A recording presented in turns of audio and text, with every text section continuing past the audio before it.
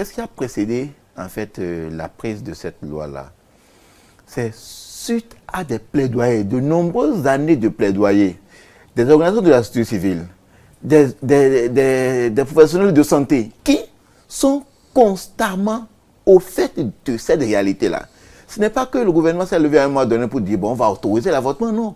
C'est des plaidoyers sur plaidoyers, comme les organisations de la société civile, soit autant sur le plan national qu'international, parce qu'il y a une réalité pour laquelle il faut trouver des solutions. Et donc, pour tout État, comme je disais tantôt, lorsque les faits sont là, on trouve des mesures d'aménagement pour corriger les conséquences que cela pourrait naître. Et c'est de ces conséquences-là, je parlais tantôt.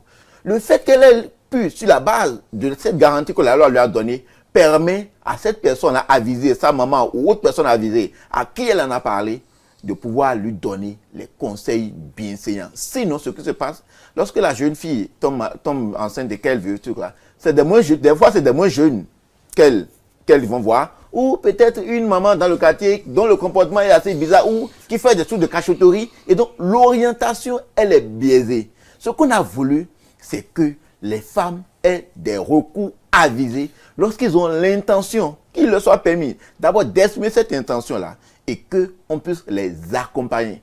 Pas forcément, exclusivement les accompagner à aller à l'avortement, mais les accompagner peut-être d'une manière ou de l'autre à se raviser, à mieux orienter, à voir les choses telles qu'elles ne l'avaient pas vues d'une manière ou d'une autre.